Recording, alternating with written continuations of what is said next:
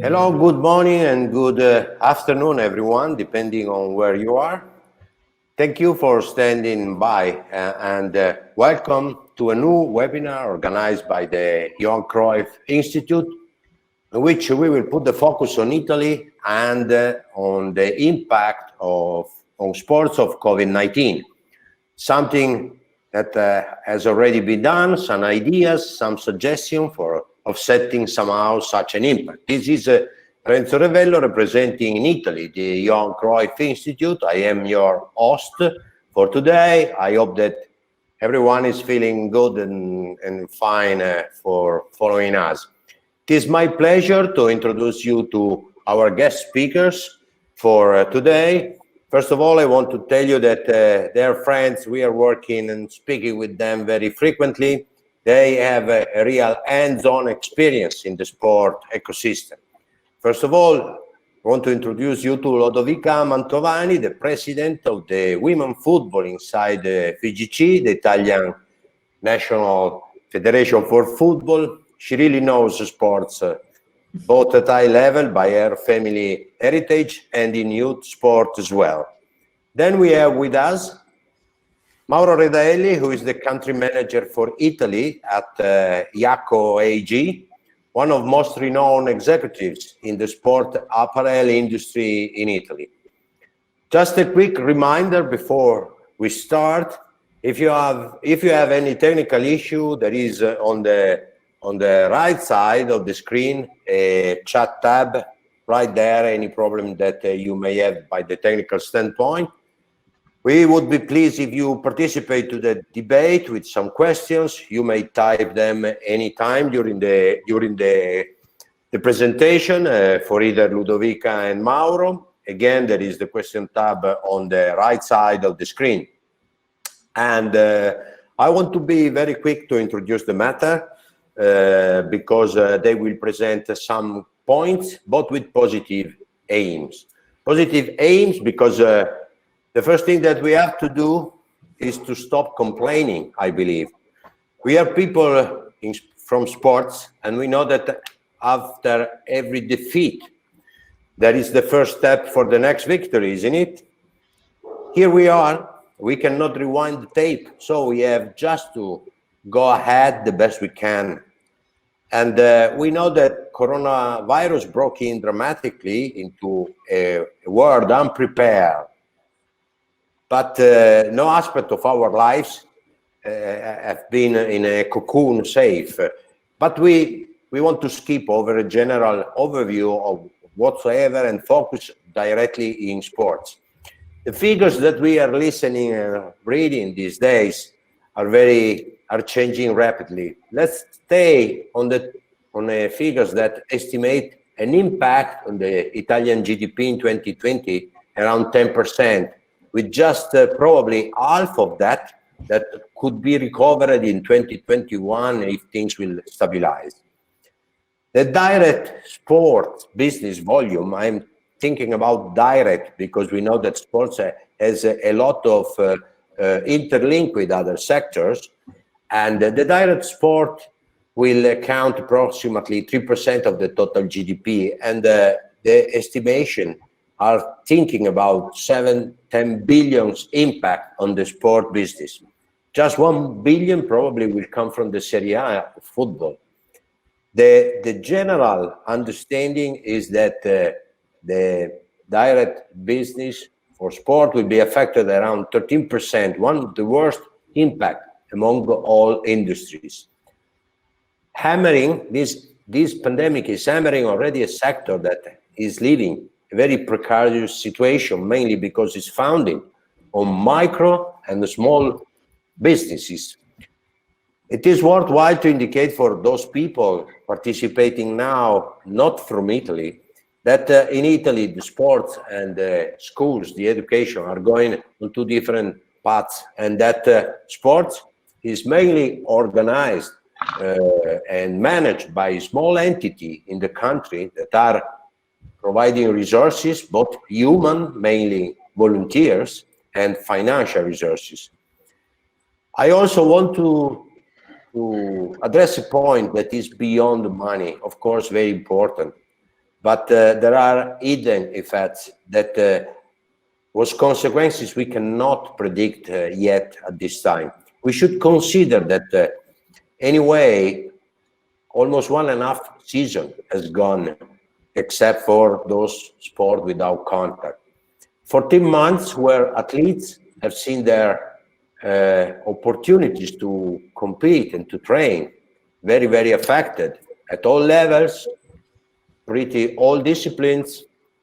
Professional athletes have seen the cancellation or postponing events, and the other events that are going on actually are, we may say, in empty cathedrals, such stadia or sport palace are right now.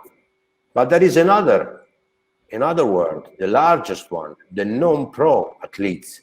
For non-pro athletes, as being a kind of full stop, with no possibility to return. Time is gone. What is worse is that, and Ludovica and Mauro, I know that they are very care about that. This applies also to children, to boys and girls that are in their development stage in sports, with their dreams, just enjoying to do sports. And what is happening? Some dreams are slowed down. They are more and more uncertain.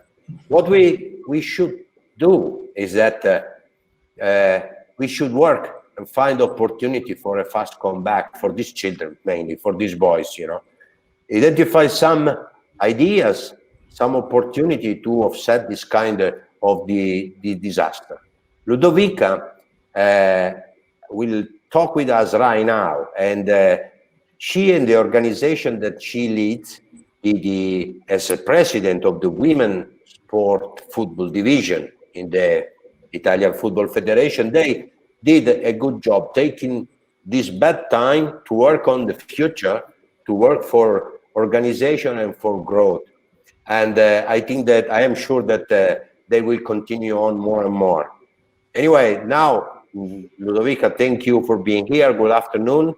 And I leave the floor for you for your presentation. Yes, hello. Thank you very much, Lorenzo, for your introduction. As Lorenzo said, I'm the president of the women's division inside of the federation. Now, before approaching the COVID situation, I think I wanted to just give you a little bit of an overall view of what happens inside our system, which means how are girls and women involved within all my colleagues. Obviously, as Lorenzo said, the increasement of registered players is very important. We're here speaking of little girls in our case. And the qualitative growth of our national teams is obviously taking care about it. So being inside the federation gives a link today in Italy of being linked between the youngest national teams with also our national under 12, under 15 and under 17 tournaments. Now, all this is inside the federation, which means that the youth sector and the division, and when I speak about division, it means the Serie A and Serie B clubs of the women's side, we all are linked together and we all are working together to the development of the game and to the development of our movement. Now, in 2015, the first big step was taken by the federation, in which they obliged all the professional clubs, the men's clubs, Serie A, Serie B, and Serie C, to have a youth sector dedicated to our little girls. And they also gave them an opportunity, which was the ability to acquire a sporting rights of an amateur women's teams, which means to be able to have more and more girls that they want to play football, even just to enjoy it as a little girl. They need to have to see their idols. You know, they need to see where this sports can lead.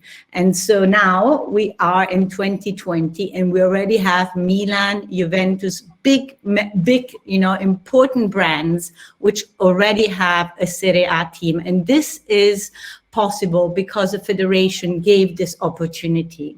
Now, as I said, in 2018, the first two series, Serie A and Serie B of our national competitions, were taken under the federation. And this is what my major role is. My major role is to be able to organize with my staff the competitions, which means Serie A and Serie B of the women's side are not independent leagues. We work within the federation and we always confront each other. And when I got appointed in 2019, I obviously did not know that I would have such a challenging time in front of me. So obviously in 2019, what happens is there is this huge event, which everybody has spoken about, which was obviously the World Cup in France. And the World Cup in France changed the vision even in Italy.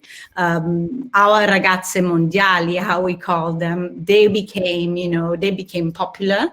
They became stars in the summer, and I think the whole population fell in love with them, and they became the idols that the little girls will look up on, and so they started tracing a road for us, and this strategy works very well because within the federation, we do have the national teams, but we have the youth sector, which means that major events are one of the most important things that you can have to be able to make our movement grow. And we're very proud that, for instance, in 2022, we will have, Juventus Stadium got appointed for the European Champions Final. So these are strategic moments for us to grow and for us to operate together. Obviously, within this moment of growth, we are working on the national, what we call the national licensing system, which means that maybe you don't know, but by 22-23, our athletes in our Serie A will become actually, professionals. And by becoming professional players, which is it will make a complete change, of our first league will have professional players. We needed to become a little bit stricter with our clubs. And our national licensing system during this year, where everybody is giving a little bit more time to the clubs to be able to get through these hard times on the men's side in Italy. I'm speaking about Italy now. With the stop of the competition that happened because of the COVID, we actually are becoming stricter and stricter because we need to be prepared.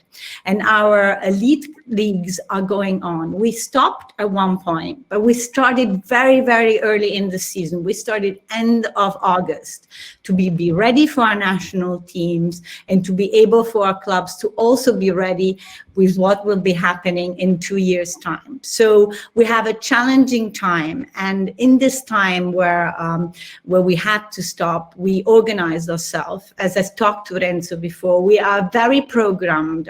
We have a team which is very organized about our timings, and we also have to be very flexible. But we're trying to be very keen on details. So the first details that you can see here, we completely rebranded all our competitions.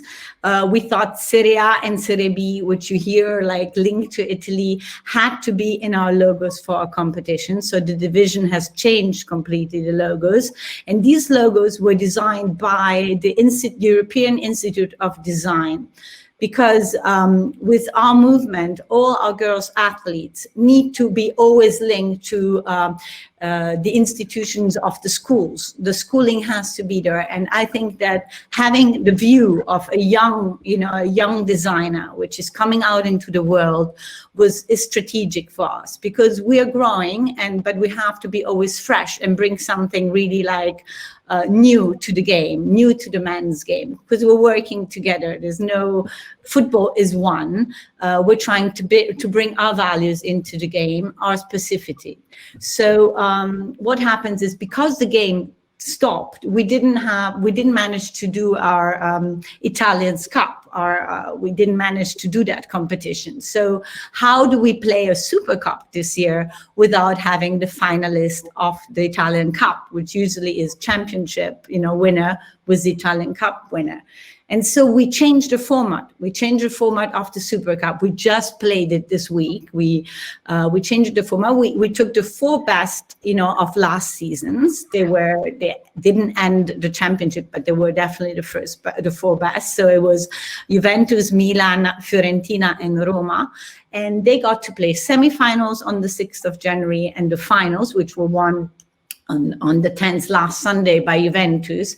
And this event took place in Liguria. And even though we were obviously unfortunately without any spectators, we were able to get a lot of attention because obviously we opened 2021 season with a great event. The clubs were excited that they had a chance, to be a runner-up. So this is something that happened because of the COVID. So we took a problem and we changed it into the possibility for 4 clubs to show up and to have the possibility to play for the Super Cup. We also changed a little bit of formats. We looked into what is more what is more interesting for a game to grow. So our Serie A did not move from 12 teams, but our Serie B got up to 14 teams, because we think that going towards professionalism, it's important that our Serie B can become bigger and can have more clubs interested maybe in 2 years' time in being in our Serie A.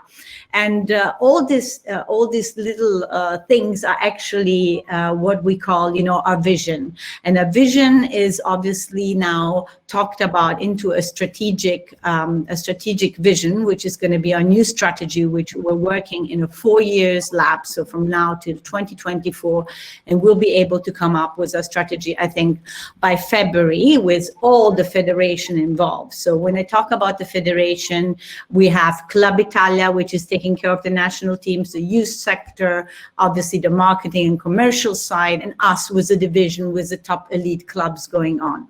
We obviously had to do a corporate social responsibility program. We brought it about.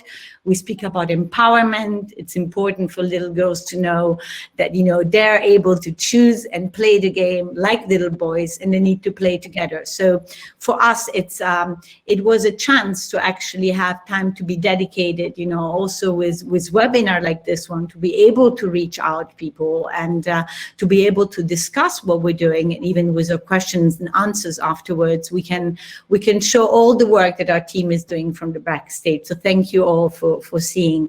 Focus a little bit on our Serie A. We can see that it's been an increasement of interest. Obviously this is all coming from our national team, but now our clubs are becoming more and more visible. The clubs are the ones that play every week, so we are digitalizing a lot.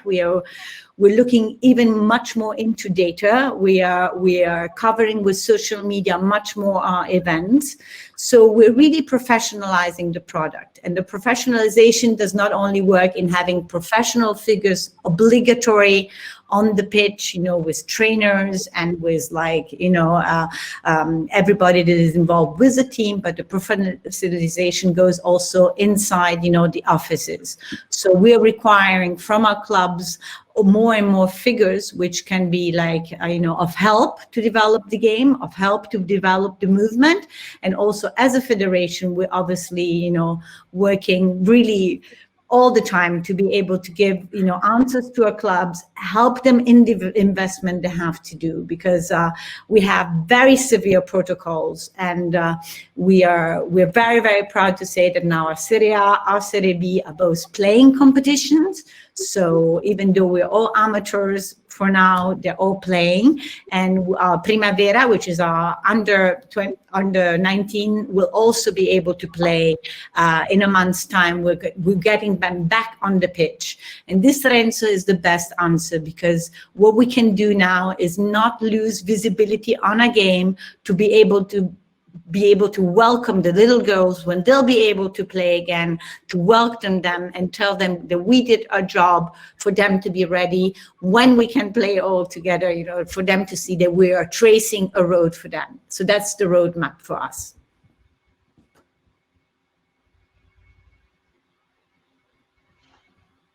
Si sente più. Renzo? Hello, Renzo. Renzo, we don't hear you. Yeah, you're without microphone.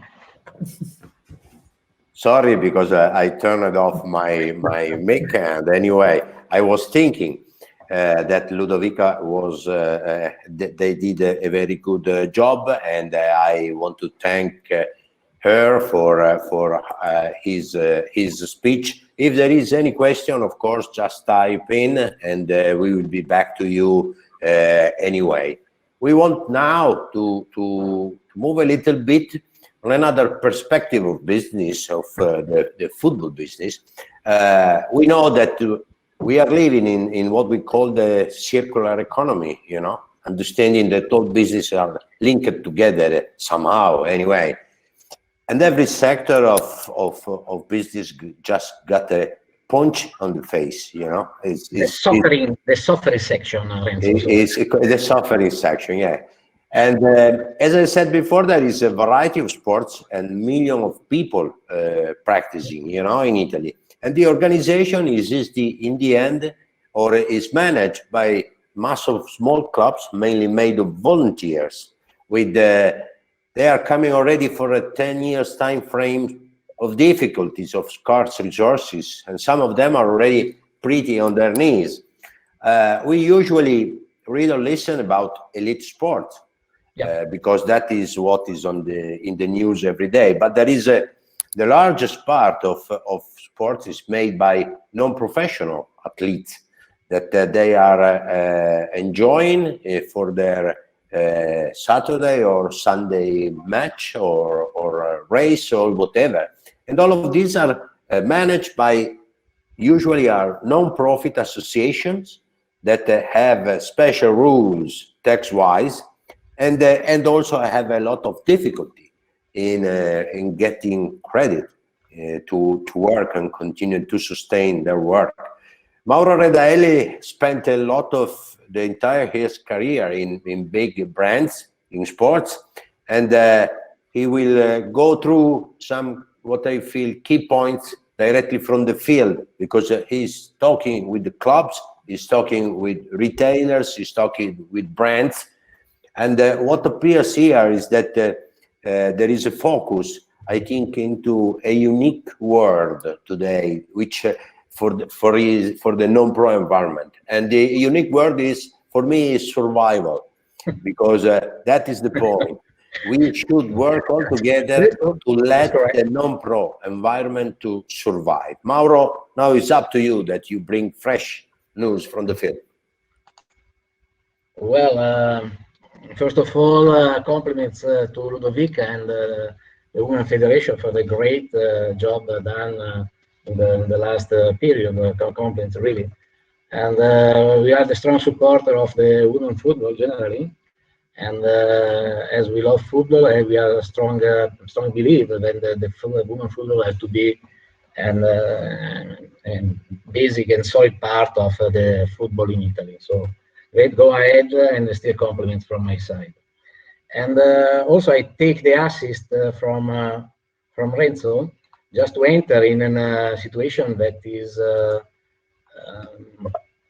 really serious, really is difficult, especially in this moment, because all the system is under a big risk. Means that I work every day with a lot of retailers, club association that are working mainly with the amateur player. And in the amateur level, there are a lot of micro and small business components that are part of this no-prof club. Gym club, trainer, and retailer, sports shops are totally involved in this kind of bad situation. That is already 1.5 years that is living, and coming from 10 years of financial suffering period for both parts, for the clubs and also for all the operating partners that are involved in this case. also because one of the part that is not strong enough to support this kind of business at the incorporation of this club, because 99% of these clubs are with a no-profit company. So it means that for the club is very difficult to reach money or credit from the bank, from the institute. So it means that the big part of this money is coming just only from volunteers or individual or president of the club, that they can take care and put money in this kind of initiative. Very fast, all the people, trainer or coach that are involved are volunteers, so they don't take money from the activity. The financial credit of a single association or club normally is guaranteed by individuals, must apart from the president. And in the last time also, all the certification and prevention, the cost of this kind of operation are like the hammer on for the club, because they spend a lot of money. After that, the federation stopped the activity. Sorry, what was on that? Okay. Yes. Here I am. Sorry. Anyway, what we can think, what we can do to try to resolve this crisis could be to introducing a new special guarantee from the government to the banks, just only for the non-clubs, a sort of credit access, but available just now, from now, because the tough moment, the difficult moment to pay the rent, to pay the people, to pay all the activity is now. Or maybe to introducing a public or private fund for a sport organization, special for for who is very involved, that is operating in grassroots or youth event. These are just an only idea at what we can try or we can suggest to support this problem. Another point, just to thinking ahead, to support, to apply financial measure, there are the people that is working in this sector, because people as instructor, coach, involved in this kind of not-profit organization are losing the possibility to do activity, and there is no one single part that take care about him. And another point could be to have, coming from the next recovery fund, a part dedicated, a sort of how can I say, voucher, special voucher for the family, just to reduce the cost of the ingress to the fee to the club. It could be a solution just to give to the family the possibility to give the possibility to make sport to the guys, to the people, and also for the club the possibility to have an income, an important income from the government. Other point that is very important come from the past. We until now the sport, the practice of sport was like a mantra. Everyone knows that the sport have to be a must for the physique, for the mind, for the people, for everyone. And don't forget this. It should be fantastic to really integrate this kind of situation in the education system in the country. Also for stimulate overall the practice and the support for more professional standard in the sport organization. Means that if the level will be more high, the people that will be involved in the sport will be at another level, means different level. So I'm not lucky to be part of the professional and shining part of the sport business. I'm talking every day with the people that is suffering because a lot of gym, a lot of club doesn't know if they will restart or they will be still the club for the next season. Believe me, there is a lot of president, people, manager that make for this sport put on the sport passion, just the only passion. And to see the people, especially the young people, watching all the day the television, play at FIFA every day, using the phone and not be able to practice the sport, is a big frustration for the people, for the parents, for the president, also for everyone love the sports. I'm speaking for all the sport, not only football, but also for the basketball and the volleyball. Means all the team sport that are completely in lockdown since already 1.5 years. Yes, Mauro.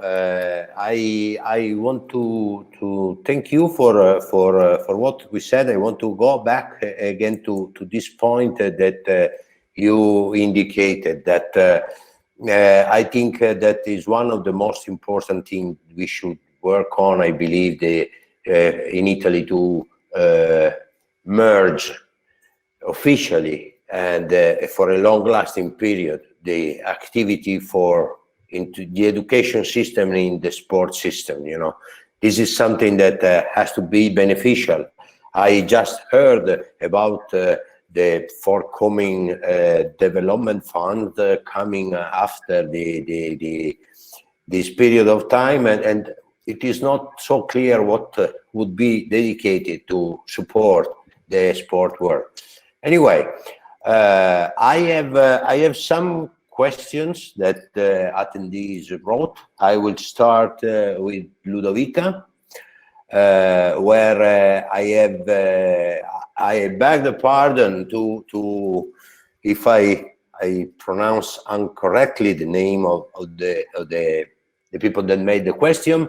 The question, I have Tomislav Pusic that is asking on how was fan engagement planned during COVID-19 while there are no spectators? Any other strategy to engage with them except social media? What?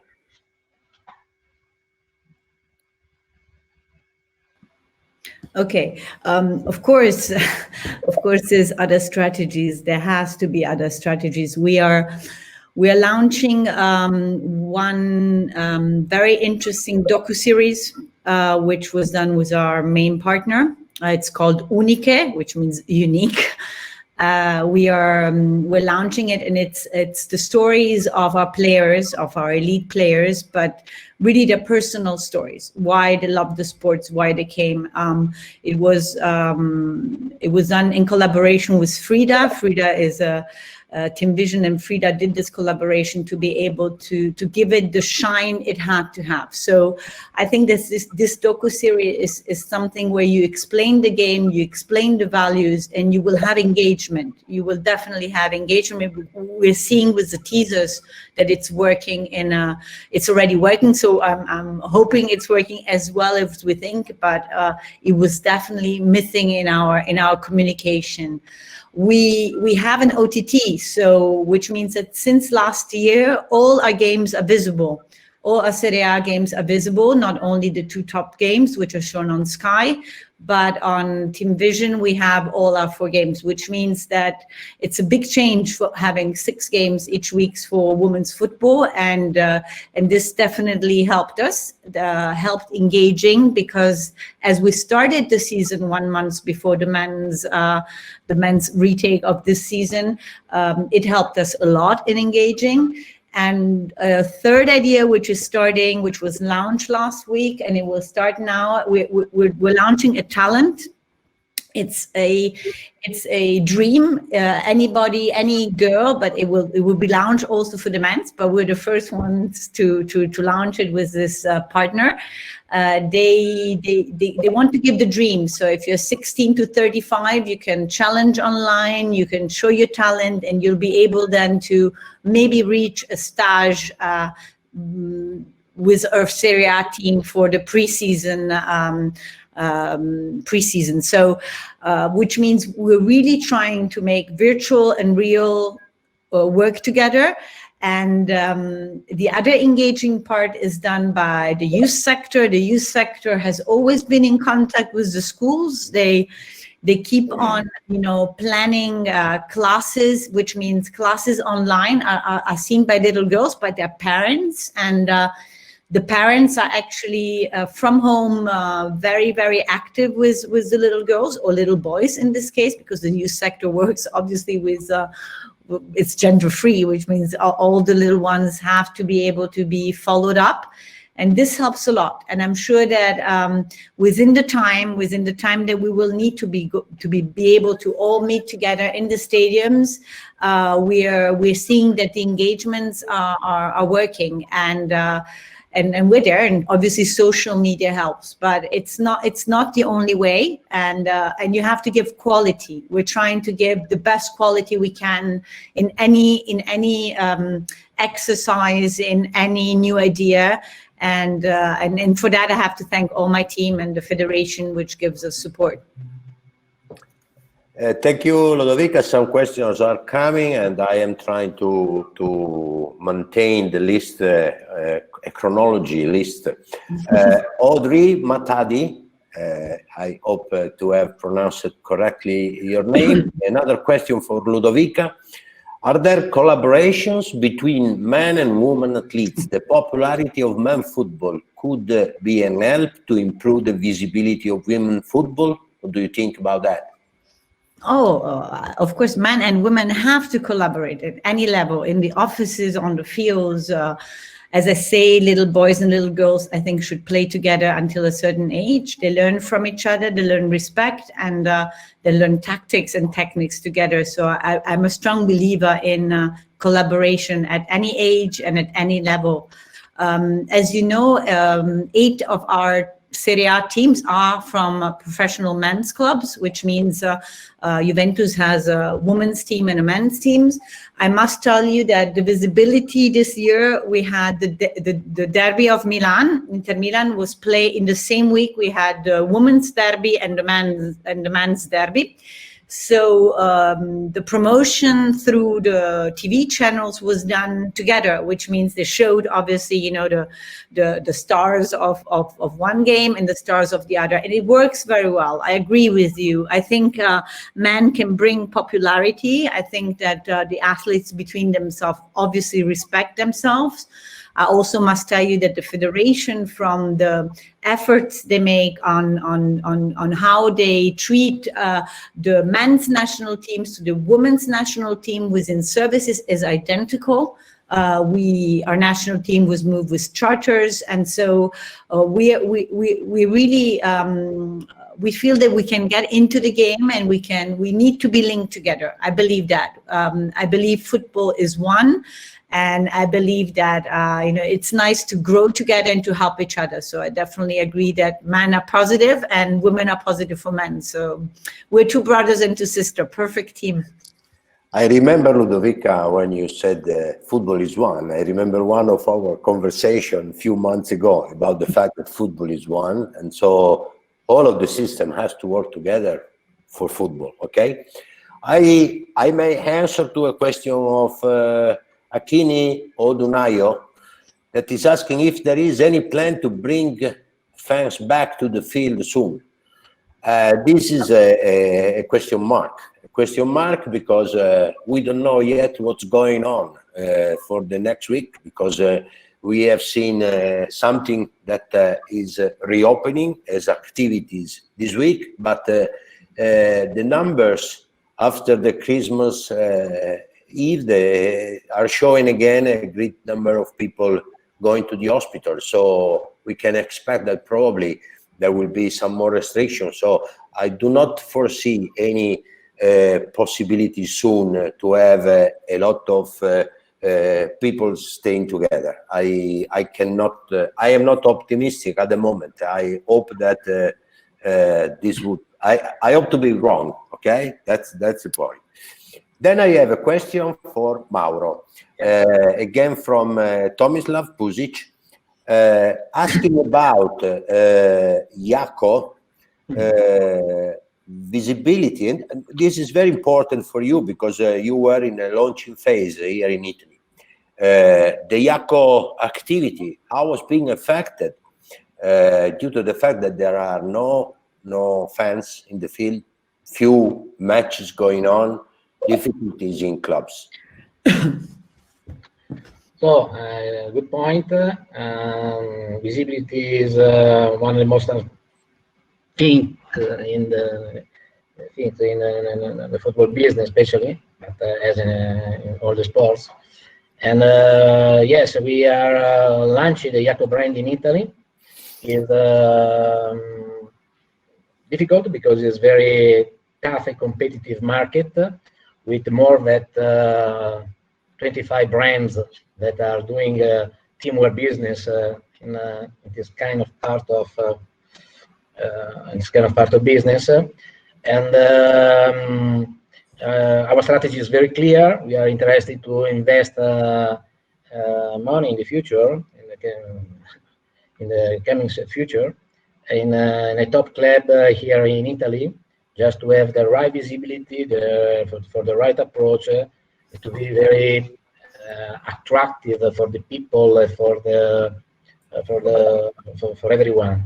It's not easy because we have a lot of value in our company, and before to spend money in the club that is not aligned with our concept, we don't want to do this. We lose time and money. We are looking for the right partner, because a club have to be like a partner. We can spend together time and resource for the growing of both the brand as a win-win operation in the future. And Yacob is an international brand present in more than 60 countries in the world. Very strong, with a great visibility, especially in the Bundesliga, where we are present with two strong sponsorship with Bayer Leverkusen and Stuttgart, and a lot of other different clubs. And also in the area central of Europe, means in Belgium, means in Netherlands, also in France.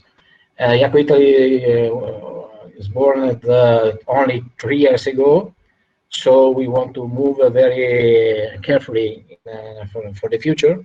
But absolutely yes, we are looking for the right partner, the right club for the right big launch on the Italian market. Mauro, there is another question from a guy that I knew since many years, Andrew Kuprevitz from England.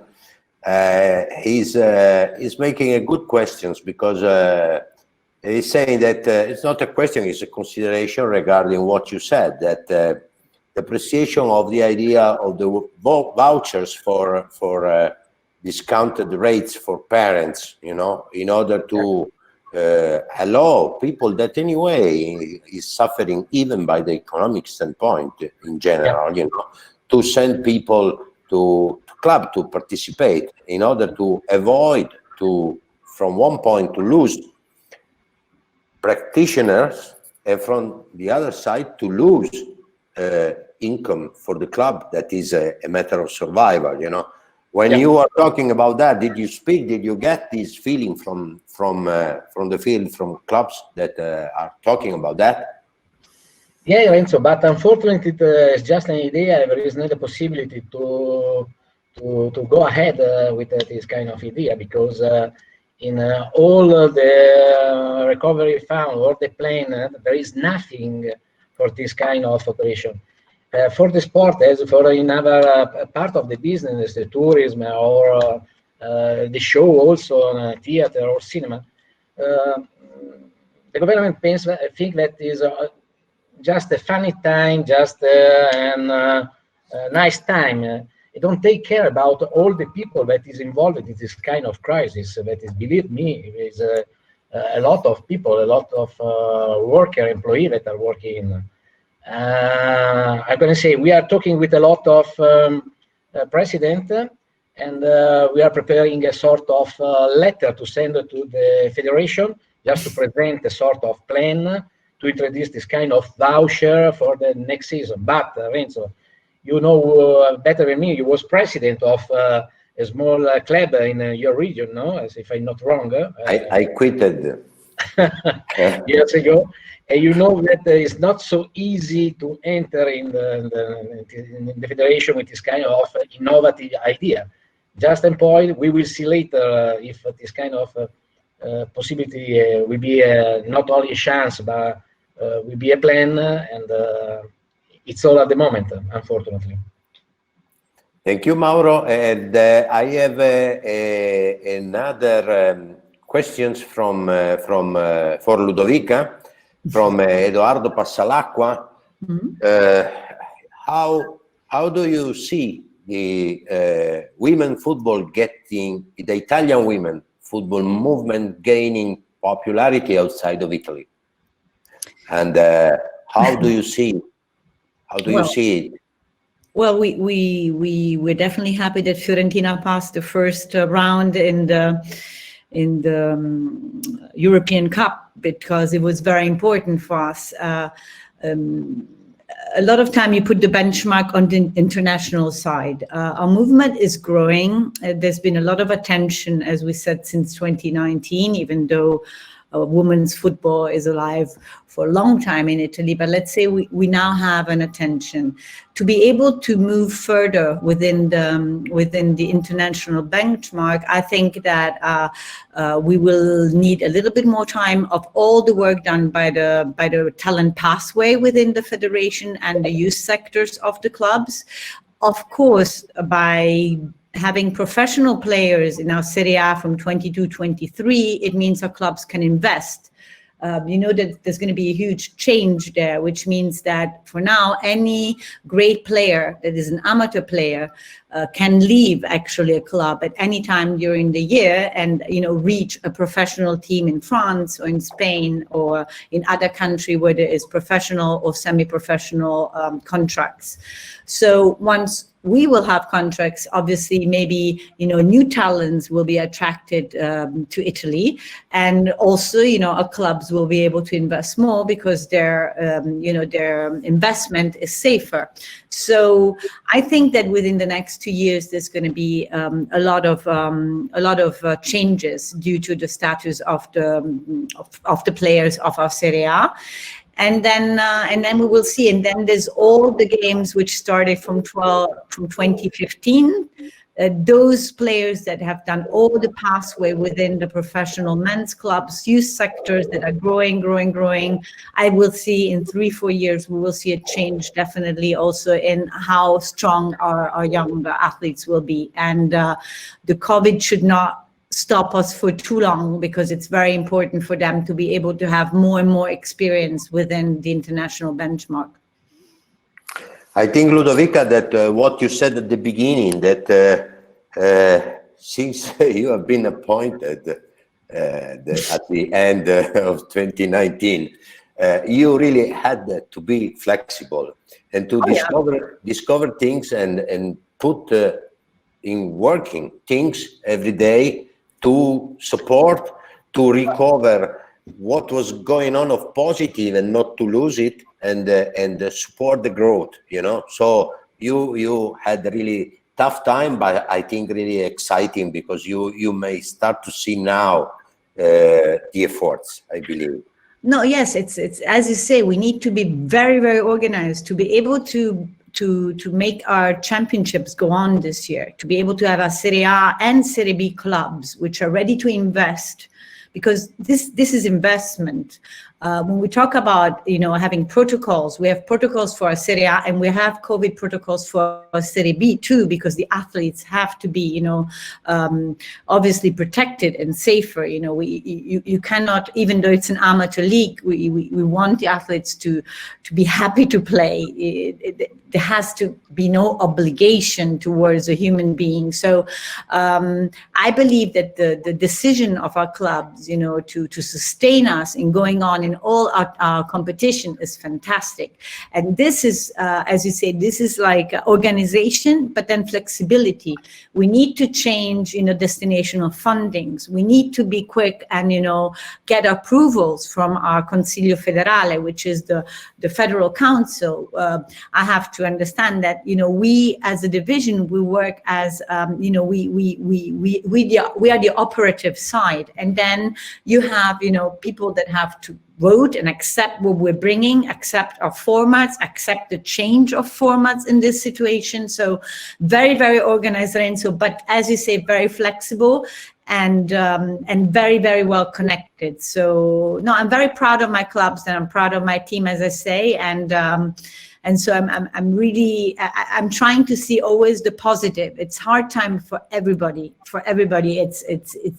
It's a moment where football has to be also seen as a social importance.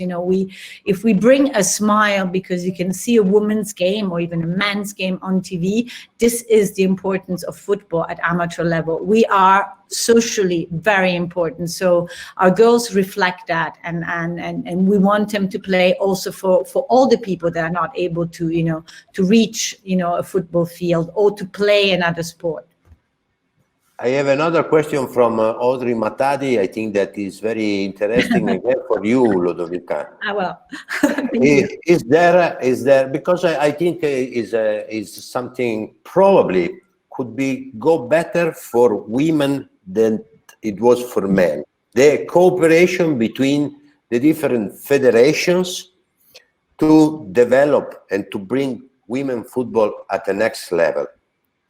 Well, the cooperation within the federations, which speaking, I think they speak on the European level. Yes. It's very interesting. We're having, other than my Italian, of course, focus, we're having meetings, and they're very constructive meetings thanks to UEFA and thanks to FIFA also, where we meet. And when you're in trouble, it doesn't matter which country you are, how much investment you are, we all have the same problems to solve, and we learn from each other, and I think there's a lot of communication and a lot of collaboration, and that's fantastic. It's been very, very helpful for this, and to also bring out a strategy which has a sense, because maybe other countries are further away than us, other countries are more developed than us, and we have to take all their experience to make less mistakes and come up, with our cultural reality, and also to be prepared, to be prepared to, to surprise little girls. In a few years, it has to be sustainable. Our movement has to be sustainable and has to be reachable for every girl.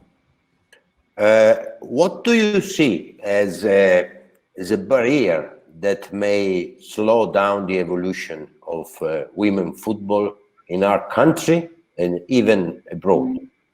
Well, of course, as we all say, financially, investments are very, in this moment, of crisis, it's not easy. At the same time, sometimes when you're new to sponsors, when you're new to partners, because the federation closed up last year the first main sponsor of the competition and the premium partner.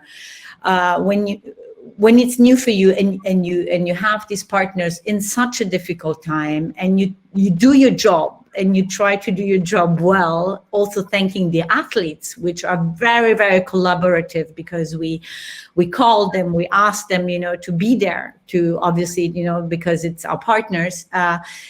Maybe it's easier than for us. So there's definitely difficulty because it's a moment of crisis. At the same time, the investments we need are maybe less right now are maybe less important as other structures need. So we are growing slowly, and we want to reach, obviously, you know, big investments, but we can go gradually by steps. So we are growing, and it's always easier when you grow than when you stop. The other side will be the infrastructures. We need to be prepared for that. So that's another big, another big topic which will be discussed in the commission, in the Commission of Professionalization of the Women's Game, which was done by the FIGC, but also with Andrea Bodi, who is the president of the Credito Sportivo. We need to meet. We want to meet. I want to go to Rome. It's going to be my first trip to Rome. Should be dedicated to infrastructure, to plan, to program, to understand which are the structures for us. We know more or less how many people is perfect for us as a number of spectators to then play 1 or 2 games in big stadiums. But we have a reality. We have to be very clear on what we need and what our clubs will need and what we will ask from our clubs, because the licensing system is that we tell them, you have to find a football field for this many spectators. Now we have to be very clear on what our targets are, what our possibilities, what the investments will be, and how we can construct it with the Credito Sportivo and the federation and the government's help. So I think that in that, it's also, that's another step we need to do. So investments from our partners and investments and planning for the infrastructures. Ludovica, I have the last question for you, but it's a personal one because it goes back to how I have introduced you at the beginning. Okay.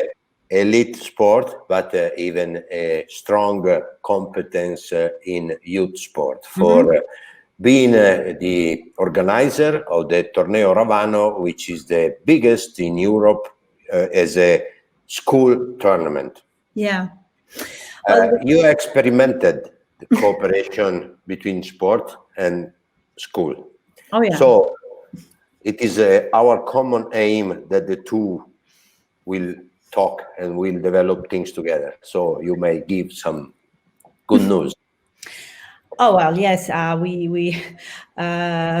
Torneo Ravano is my heart. It's the heart of everything. It's primary schools. It's 7,000 children between 8 and 10 years, girls and boys, that started from 1985 to play together. First football, in 87 girls football, which means that's where it all started. And then in the year 2000s, we opened to basket, volley. We now have sailing, fencing, because the reality is the schools need it.